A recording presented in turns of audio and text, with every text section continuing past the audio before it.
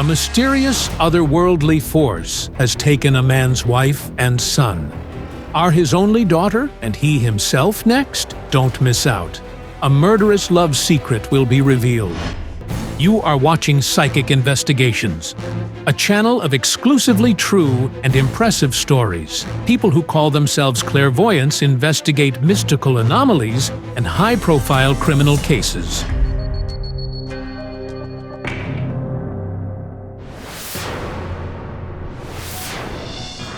May 23rd. For Miron Dineko and his 8-year-old daughter, Victoria, this date marks a tragic anniversary. Come, dear. Let's pray.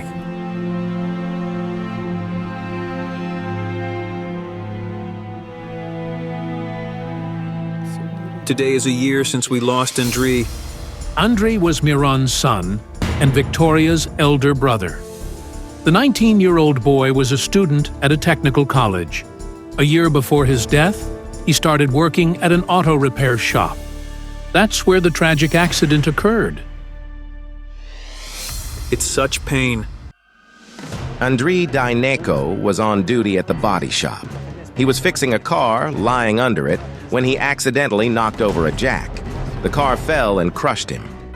But tragedy didn't stop there. Just 6 days later, Miron lost his wife, Olha, as well. A stroke killed her. She was only 44.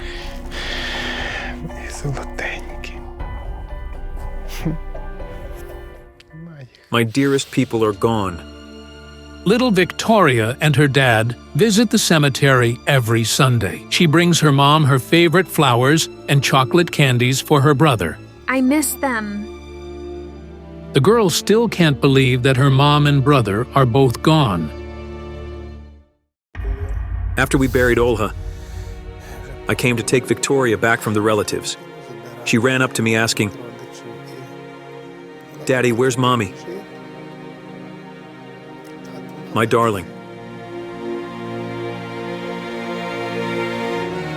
I said, "Mommy's gone. She's with Andrei now."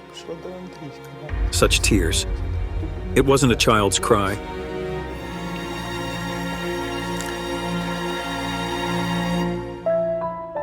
Now, Miron is Victoria's father, mother, and brother all in one. He braids her hair, picks out her dresses, and helps her with schoolwork. He tries his best to make his little girl happy. She's my everything. Dad's little girl. She's my dearest thing. But lately, Miron has been terrified by his dreams, as they foretell his daughter's death.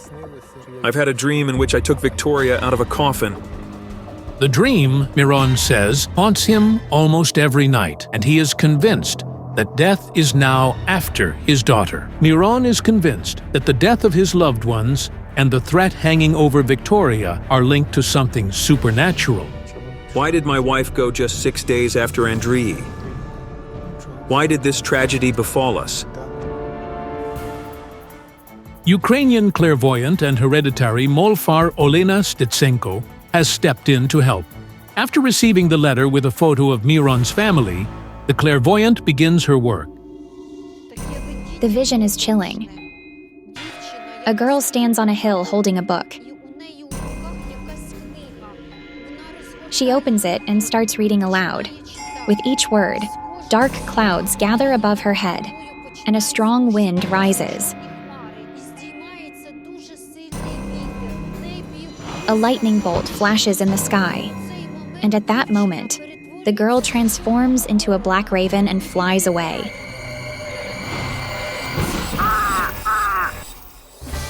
Czech clairvoyant Olga Kalinova will accompany Olena Stetsenko in the investigation. The Molfar meets her colleague at the station. I have the photo.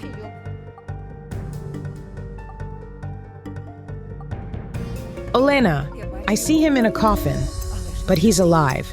He's alive. My God, is he going to die too?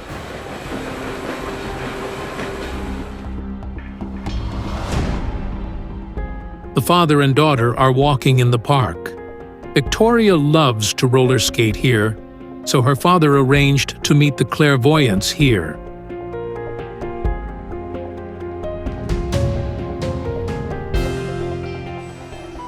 Hello? I need your help. Victoria, we have presents for you. Miron says there's nothing else he needs in the world except to see his daughter's smile.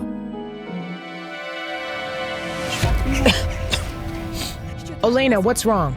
Are you unwell? I'm trying to see Andrei and my chest feels crushed. I can't breathe. A car fell on him and crushed his chest. I seem him being taken somewhere in a vehicle. To the hospital. He was still talking. After the car fell on Andrei's chest, he was still alive. He was immediately taken to the hospital.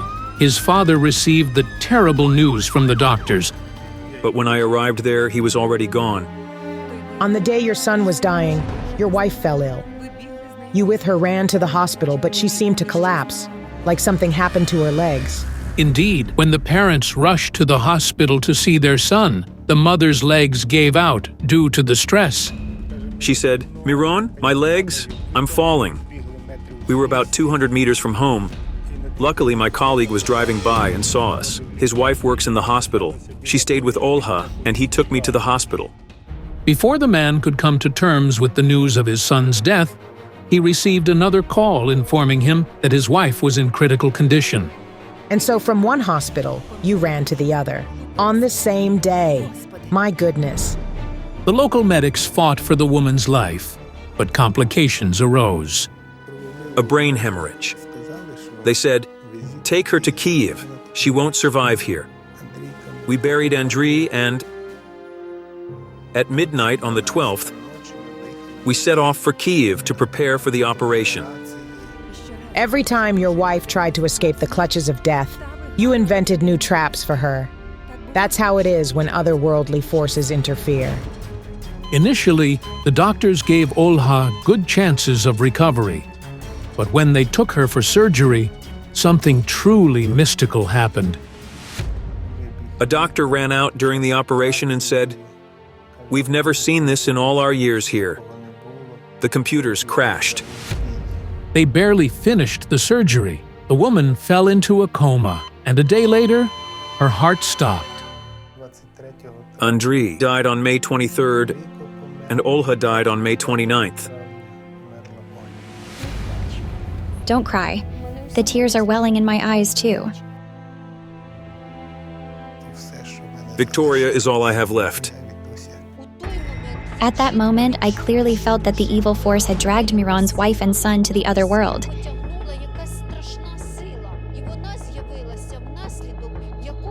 And it had emerged from a powerful magical ritual. A ritual?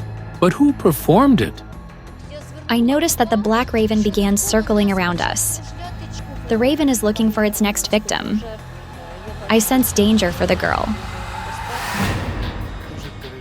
I worry about my daughter. What can we do?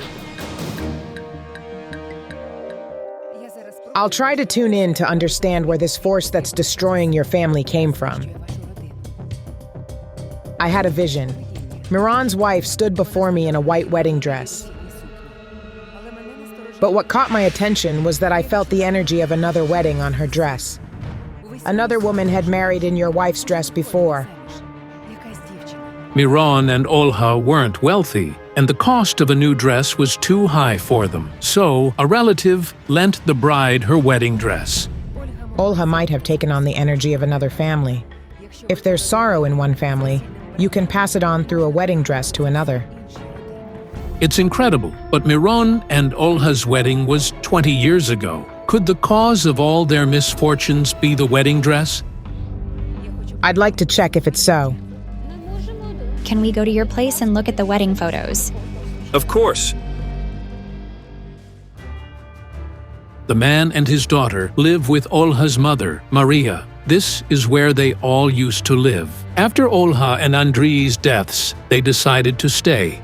To provide for his daughter, Miron now works twice as much, so the girl often stays with her grandmother. The three of them live in this modest two-bedroom apartment. Hello. This is Olha's mom. Come in. Maria is distressed. She says when she found out her son-in-law had turned to the psychics, she felt hope that she might understand why her daughter and grandson had died so suddenly. Can I see your wedding photo?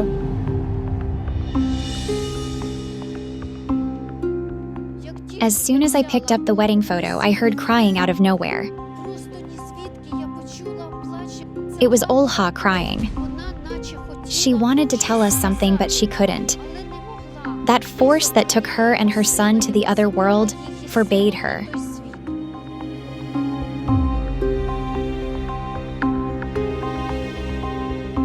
Victoria, please go to the other room. Go and draw.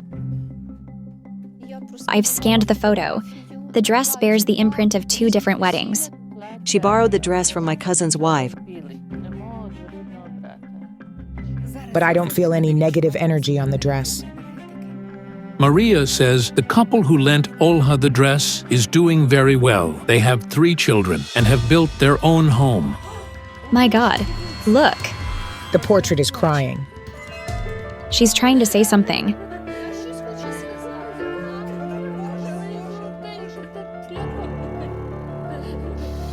My baby, my little girl.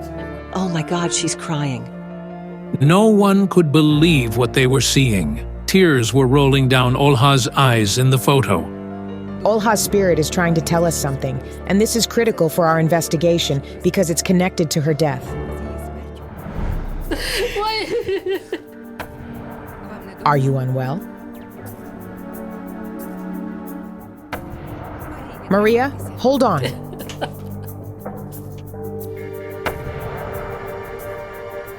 Maria's health significantly deteriorated after her daughter and grandson's deaths. It's no wonder that from all the emotions, the woman felt sick. Let's go to the living room and sit down on the couch.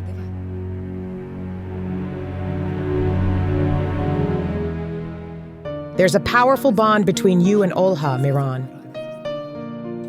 We really loved and cared for each other. Olha was my first true love. Wait, Miran. Olha came to you in your dreams. She was trying to tell you something. What was that dream about? Let me get out. Miron is unable to handle his emotions. Did you recall something? I recently saw Olha in a dream. She was crying. She was trying to say something. Maybe she was asking for something, but I couldn't hear her. If only I'd heard at least a word, I would have done it. Your wife knows what force is destroying your family. But we need your help. What is Olha's spirit trying to say? The psychics decide to go to the cemetery, where Miron's wife and son are buried. Olha is over there and Andri is in the middle. As soon as we approached the graves, my hands started to feel cold. And that piercing cry of the raven. The dark force was guarding Olha and Andri's graves. It took them to the other side and didn't want us to find out what it was. That's why Miron's wife's spirit couldn't make contact. There's a black force around the grave, and its energy is female. It's weird. Another vision. The girl turning into a raven.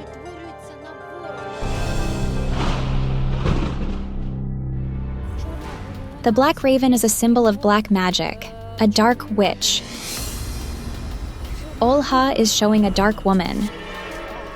Or maybe she's trying to say that Olha and Andri died at the hands of a dark witch. Did Olha know her? Let's talk to Olha's spirit.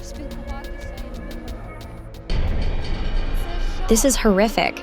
I felt like some force pushed me and my bag with magical items fell off my shoulder. Someone is interfering. The dark force didn't want us to know the truth, but we weren't going to back down.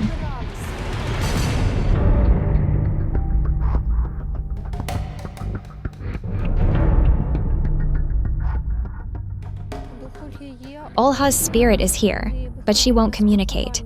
I can't hear her.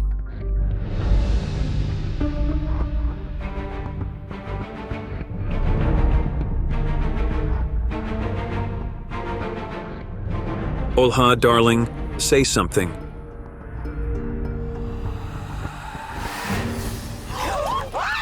Olena. God! Olena! Olena! Something terrible is going on. Olena Stetsenko has fainted and won't come to. It was Ola's spirit. It broke through the dark force's defense and burst into Olena. I didn't know what to do, since if a spirit stays in someone's body for too long, they can die. We were about to call an ambulance when suddenly the psychic started talking. But she was behaving strangely. You're here. I've been waiting for you. Come closer. I need to tell you something. Olha, say it. I'm listening. I love you so much. Protect our daughter, and I'll take care of our son. Olha, will I ever see you again? Don't hurry. We have a daughter. You must raise her. A woman separated us. What woman? Tell me her name. She's no longer in this world. She strangled herself. I wanted to tell you this. I had to warn you. But Olha, what do I do? Olena! We must return her. Olena, breathe!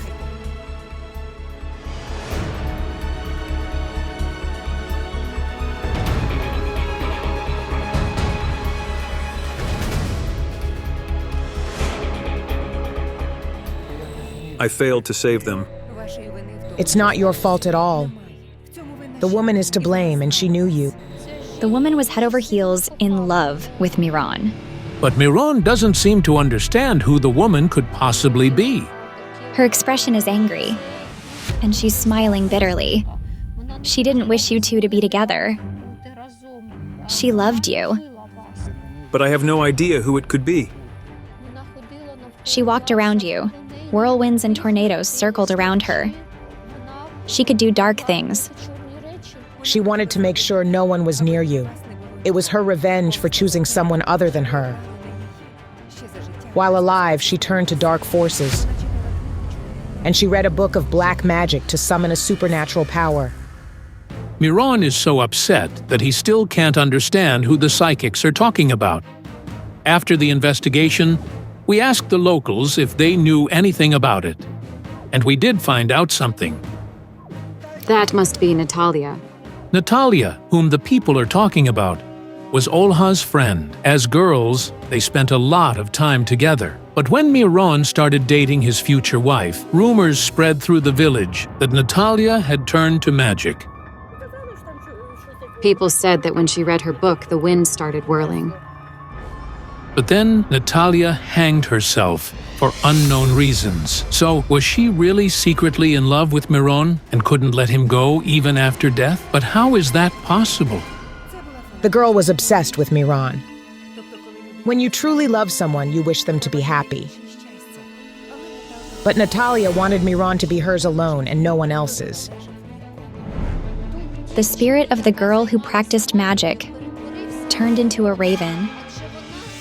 After she involved in dealing with dark forces, she became their servant and can't find peace.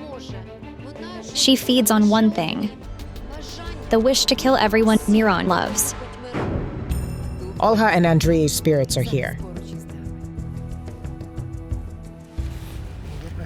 My dearest, I loved you above all.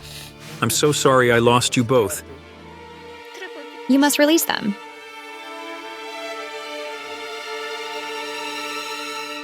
I release you, my darling. Be with Andrei, my love.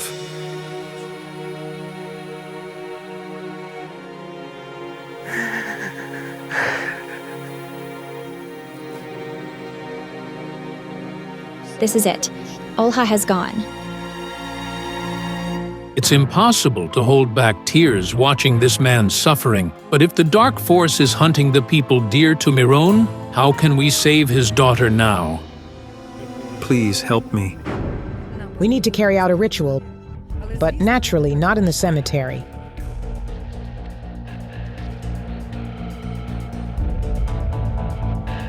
The psychics found a vacant lot not far from the cemetery and immediately started preparing for the ritual. We'll need to invoke the elements. Fire, earth, water, and air.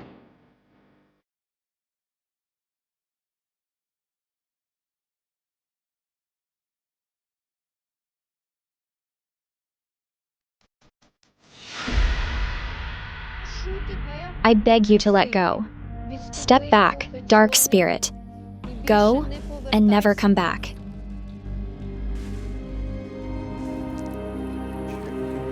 I'd like to thank you sincerely. Let me hug you. Be happy. Thank you so much. An incredibly tragic story. If it moved you, don't forget to like this video and subscribe to our channel. Many more amazing investigations by the psychic are coming up. The young beauty's ghost is trying to save her sister from danger. What fact about their elder daughter's death are the victim's parents trying to hide? And why is their younger daughter's life in danger? Don't miss out. The dead girl will reveal the truth. The psychics undertake the investigation into the death of Anastasia Buchta, a young beauty from Ukraine. The school student's mutilated body was found next to an apartment building only 500 meters away from her home. Anastasia was only 14. She's with me in two places at once. In the heaven and here. The forensic examination found that the girl died as a result of falling from a great height. She was found lying on her back with her head pointing at the building. Her arms and legs were extended. What injuries did she suffer? Massive internal injuries and a closed fracture of the base of the skull. According to the police's official version, Anastasia committed suicide. However, the law enforcers don't know what could make the young girl take this desperate step. Anastasia's friends and family don't believe she could kill herself. I don't think it was suicide. To commit suicide, you must have a reason. I couldn't even approach her casket at the funeral. Whenever I tried to do it, I lost control. She was so young. Anastasia's parents recall that on the day before the tragedy, she told them she wanted to go on a vacation abroad with them. It's highly unlikely that a person with such plans would commit suicide. Therefore, Anastasia's parents and friends are certain that somebody took her life and made it look like suicide. They noticed that the jewelry on the girl's hands was deformed. Anastasia wore 2 rings on her fingers. The fact that they were deformed could mean that somebody pressed her hand tightly or that she resisted desperately. To find out the truth about Anastasia's death, her family contacted the psychics. What happened on the rooftop of that building? Why did she fall? I simply want to know who did it. I just want to look them in the eyes and ask them why they did it.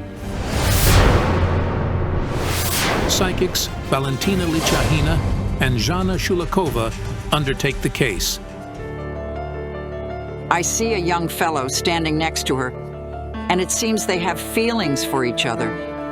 He looks like her boyfriend. They dated. Indeed, a year before her death, Anastasia fell in love with Roman. He's 16. The teenagers met at a gathering of their common friends. Can the boy have any relation to the girl's death? I loved her. It took me 6 months to win Anastasia's heart. I did the best I could to win her. When we began dating and she told me she loved me for the first time, I even cried. I made a large heart of candles for her. Then we burned the candles, and everyone was chanting, "Anastasia, he loves you." It's a huge tragedy for him. He loved her. They thought of each other all the time. Now she's gone, but I'd give up anything to bring her back. Who could have done it? Why did the girl die so soon? And why was she in the wedding dress in her casket, not at her wedding? That night, Anastasia told her parents she was going to see her friend. She said they were going to prepare for the chemistry test. Her friend lives nearby. She left home at 7:45, and it happened at 8:20.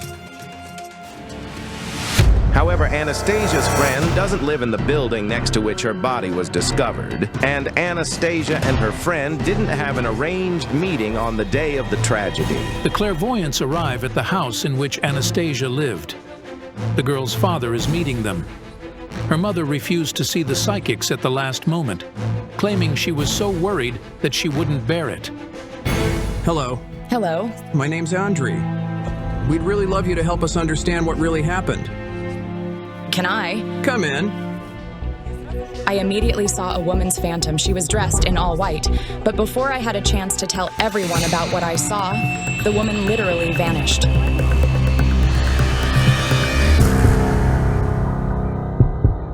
People who are planning to commit suicide are usually very aloof, but she was a very talkative, lively kid.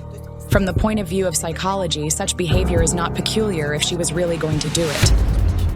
The cards are showing me that the decision was made spontaneously. That is, the fact that she ended up there was a purely snap decision. She hadn't planned to be there. Anastasia was like an animal at bay. When she left home, she was all right. Then, at some point, she starts running, runs in the door, and climbs the stairs to the rooftop. Let's see how she could climb to the rooftop. The locals told us all the doors that lead to the rooftop have been locked for a long time. Only certain people have the keys to them. As we can see, it's not true. The iron door to the rooftop is open, and the lock has long gone. The hinges are rusty and creaky. Anyone could have access to the rooftop. But if the decision to climb to the rooftop was spontaneous, as the psychics say, how did Anastasia know how to get there? Hello, pretty. It's my younger daughter. Her name's Orina. Hello. Hi. How old are you?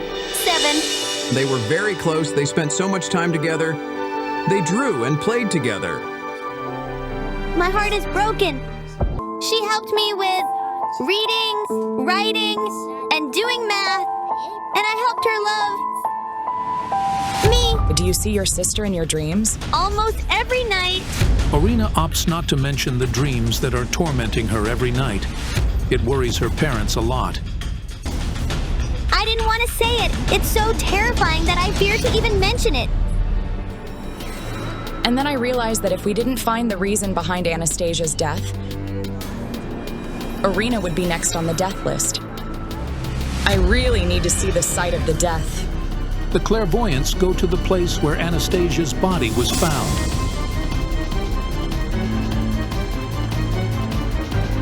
Hello.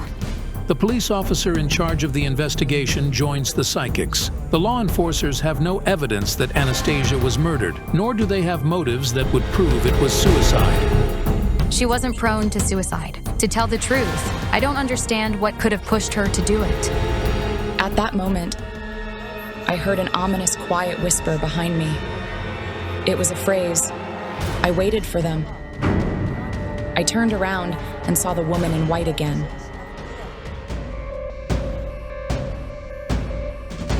Jana, here. Yes, it's right.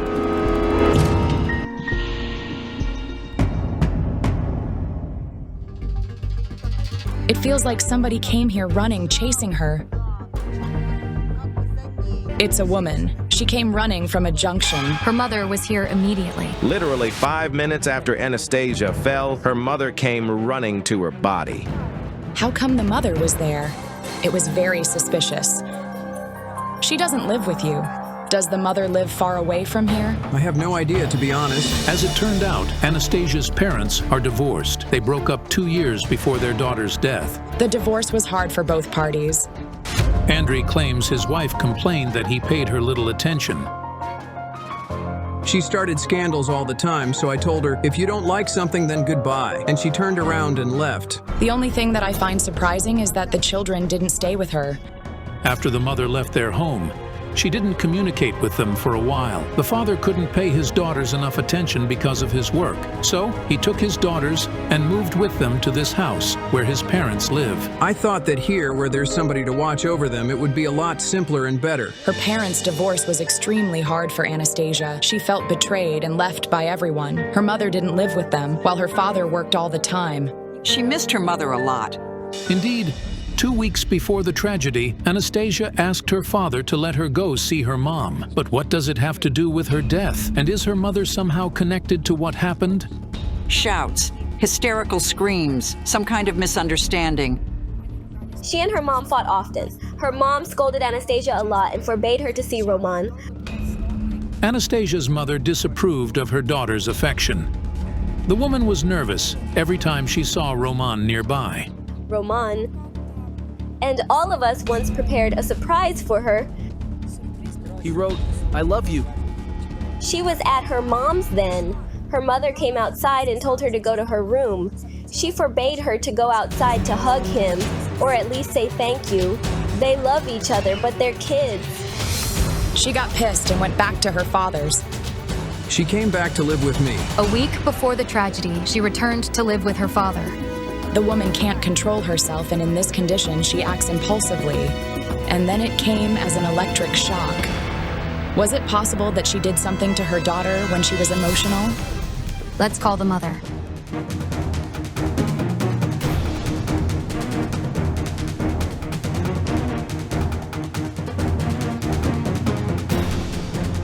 It's strange, but after the police officer's call, the woman agreed to see the clairvoyants. But earlier that day, she'd refused. Hello. Marina. You were at the site where Anastasia was found. What were you doing there? Make him leave. I'm not going to speak in his presence. So, this is why the woman initially refused to see the psychics. She didn't wish to be near her ex-husband. Do you have something to hide? No. Why didn't your daughter stay with you? I think it's our personal matter. But this did harm to your child. Are you going to teach me? I am what I am, and I don't want to continue this conversation. She had nothing to say, as she understood perfectly that she was guilty. Anastasia really needed motherly warmth, love, and attention. But because of her mother's behavior, she felt like nobody needed her. But still, how come the woman was among those who first discovered her daughter's body? A scandal at home. Her dad told her to go away. There really was the scandal.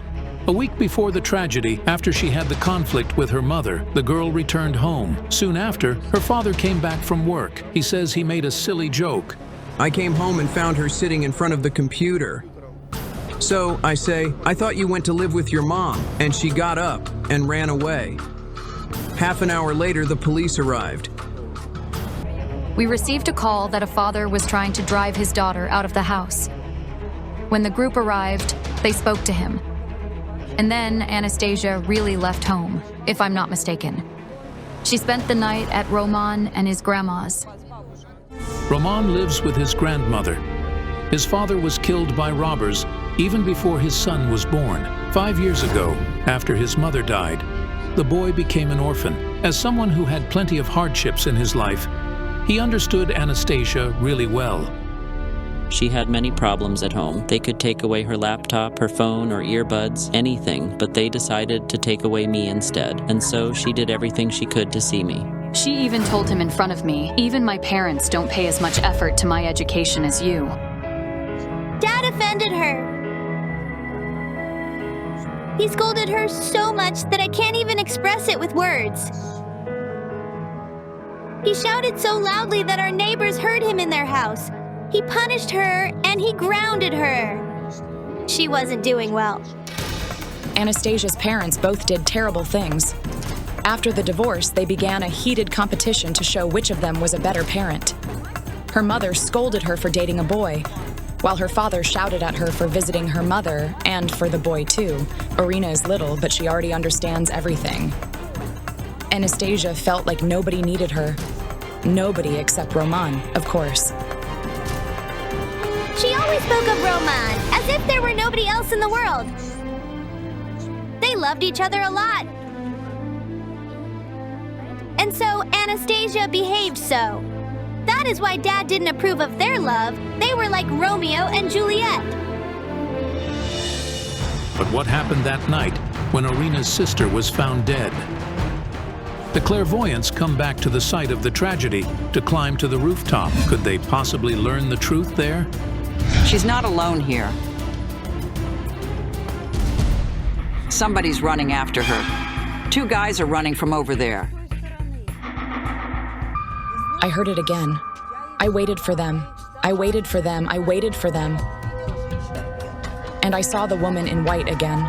She lowered her head silently, as if allowing us to find out the truth.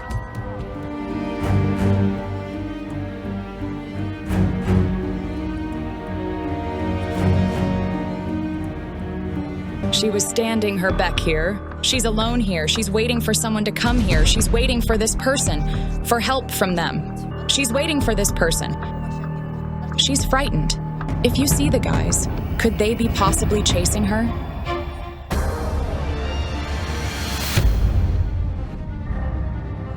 One of them is taller, and he's skinny. The other is a bit sturdier and shorter. Roman. The investigator recognized Anastasia's boyfriend from the description. But who is the second guy the clairvoyants mentioned? She knew him well. He could be her friend. Did Roman and his friend chase Anastasia? But why? Could Roman be involved in the death of the girl he loved madly? He's terribly jealous. 2 hours before Anastasia's death, Roman saw her chat with Stas. She flirted with him. Stas is Roman's classmate. He met Anastasia through their common friends. Yes, I found her chat with her friend. She wrote that Roman had called her to tell her off for texting Stas. 2 hours before death, he phoned Anastasia to express his anger, saying, "How dare you? I'm leaving." She denies everything. She says it's not true. I phoned Anastasia, and she told me it wasn't true. She said she had no idea what Roman was talking about. There was nothing in that chat that could provoke such a conflict. It was mere communication. Roman called Stas, and he explained to Roman it was a joke. He had nothing with Anastasia, and it was an ordinary conversation. After that, Roman called Anastasia. But she wouldn't answer his calls. She only texted him. 15 minutes later, she sent him a text in which she said she didn't want to live anymore. She told him she was on this rooftop. Yes, she sent another text. She texted me saying she was going to kill herself and that she was on the rooftop. Roman immediately understood where she was. It turned out that they'd often had dates on this rooftop. We would sit there looking at the night city when everything was shining. It was beautiful. She's standing and she's waiting. But he didn't show up, right? He's calling out to her.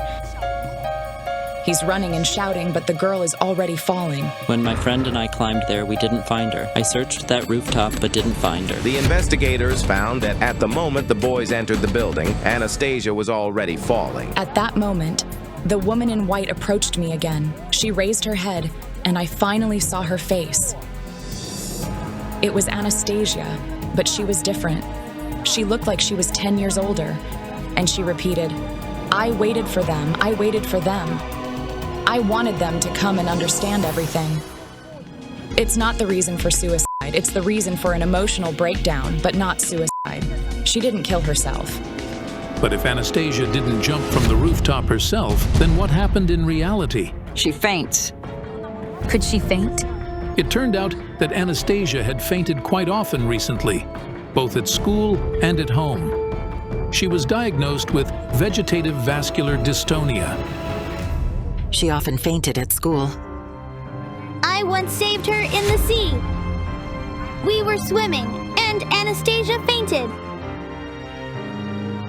I dragged her to the shore. We'd often called ambulance for Anastasia recently. She often fainted. She was nervous a lot. And then I had a clear vision of Anastasia at the edge of the rooftop. She seemed to be waiting for someone, looking out for them, writing something on her phone. Then she got angry, threw the phone to the ground, and started waiting again. fingering and pressing the rings on her fingers. She was extremely worried and nervous. If we assume that Anastasia really fell from the rooftop unconscious, then it makes sense why the body was found so close to the wall, and she could easily deform her rings herself. It's apparent she didn't commit suicide, I'm sure of that.